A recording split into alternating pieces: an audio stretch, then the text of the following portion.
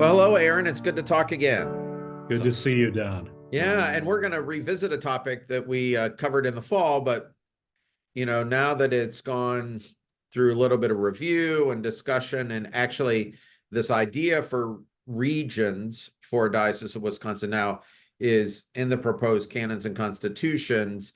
It's Yes. now just not an idea; it's got some structure to it. So we'll talk Yeah, a little bit about what that structure is. But sure. before we get into it, um, just remind us what the purpose or the motivation was for breaking one diocese into regions. The main purpose sort of has two wings to it. One of them is just kind of an emotional purpose, right? Because being a parish, especially if you're involved with a smaller parish, in an ocean of 100 parishes, can be a little daunting. It can feel like it's very, very easy to be forgotten about. It can feel like your voice is so still and quiet that the larger body can't really hear what your pain, what you're suffering, and what you're rejoicing over.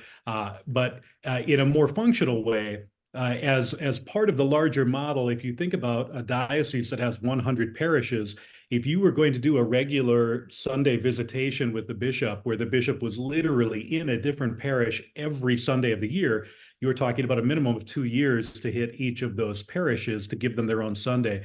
These regions were meant as an opportunity for us to draw people together without making them drive from Kenosha to Superior, for example, to gather together, so that they could have a reasonable travel and a small enough group of parishes and communities where they could start to sort of wrap their heads and minds around them, but also to provide an opportunity for the bishop, the bishop's office, the diocese as a whole, to have sort of manageable bites of the state. So if they're doing a training or regional confirmations or something like that, there could be an opportunity for a parish to have regular contact with the bishop as often as 3+ times a year, even though they might only get a Sunday visitation once every 2.5 years. So we saw the map in the fall too of the proposed regions at that time. Has it changed at all? And if even if it hasn't, remind us kind of what the mind behind the regions were in their construction. Sure. So the basic idea was we wanted to have roughly the same amount of parishes in each. That means roughly 20 parishes and or affiliated organizations, locations that are important to the life and ministry of the Episcopal Church in Wisconsin. We wanted it to be a size where it would be manageable for people to drive without losing an entire day to get to a semi-central location to gather. And we wanted them to be laid out in such a way that the boundaries embraced historical connections between parishes, but then also invited new connections between parishes. So there's actually only one of these mission regions that includes parishes exclusively from one of the existing dioceses. That's the Northeast region, where because of the layout of the state, it's just vastly difficult Yeah. to sort of shoehorn somebody else in. With most of the rest, there are two, and actually in the Southwest region, there are representatives from each of the three current dioceses that make up that region. Now, we haven't made any substantive changes to that model as it exists right now, but it is important to understand that that model, those maps, are very fluid.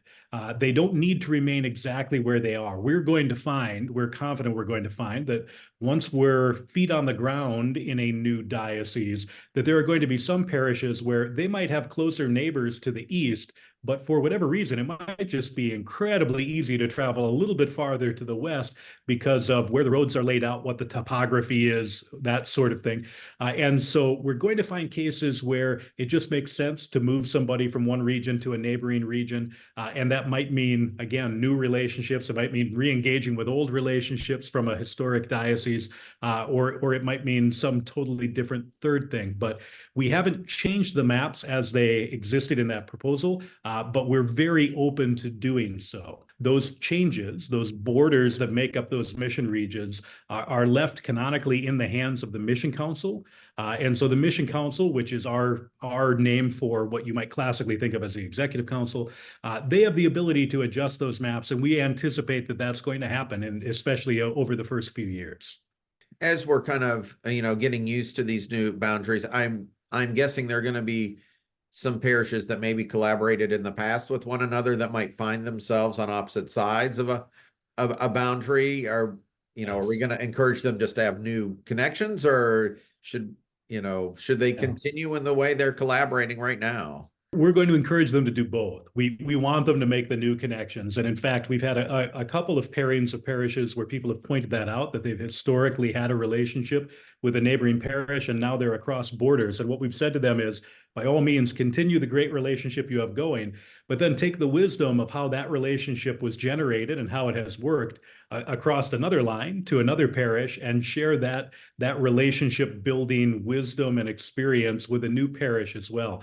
One of our steering committee members is fond of saying we have to remember that these are not walls that divide the regions, but dotted lines. And so they're quite easy to drive across.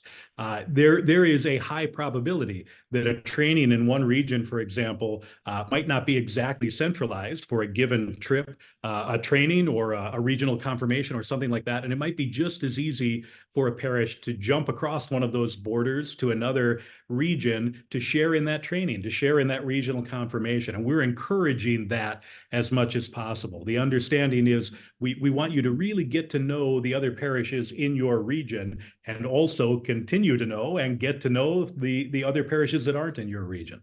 Also, now that this isn't just like an idea or a concept, there's some real canonical structure. We're starting to see some more institutional structure to how these regions will work. So one of the new roles in the diocese, or a reunified diocese, would be a regional missioner.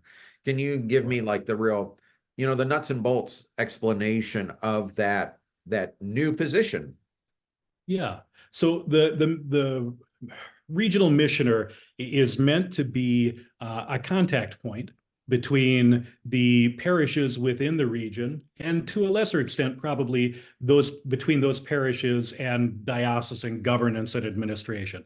By no means are we expecting or anticipating or desiring that regional missioner becomes a gatekeeper or a bottleneck through which information has to flow, but rather in the sense that if a parish, if a senior warden or a deacon that's embedded in a parish, or a parish priest says, boy, I really wonder if the diocese has something about this, but I don't know who to reach out to for it.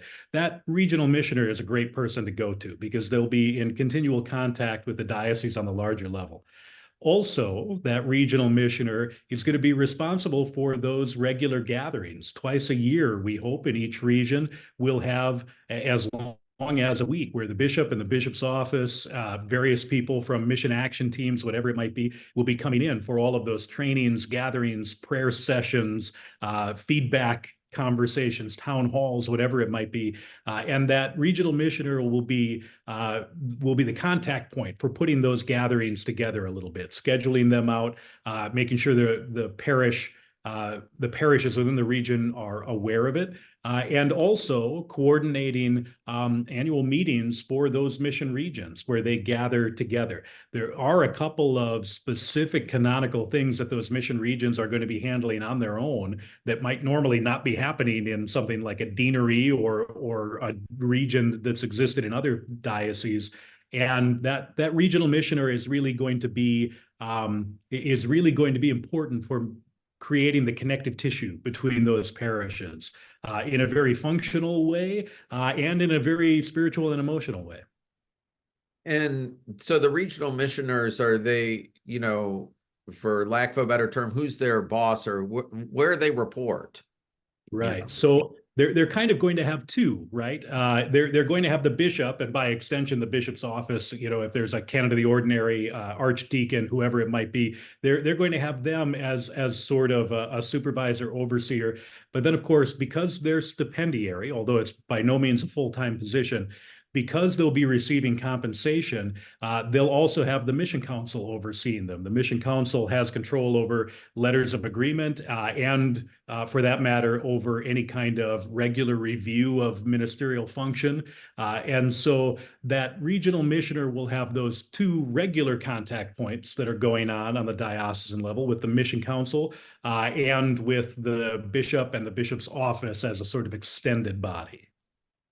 Yeah, so the last question I have today about this is, we've been talking about timeline because there's going to be a vote for possible reunion on May 4th, and then if that is positive, we assume the general convention will affirm that positive vote at the general convention. What do we imagine? Because this can't just, it won't just happen overnight. No. So how do we imagine that these regional missioners might be identified and then this whole structure be implemented?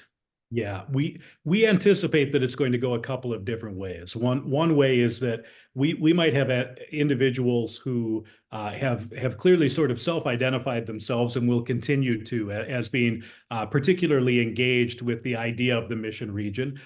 There are going to be individuals who have a history and a current situation in terms of their employment, their engagement with the church that will fit the model particularly well. And then there are going to be people for whom the bishop just feels a particular sort of calling from.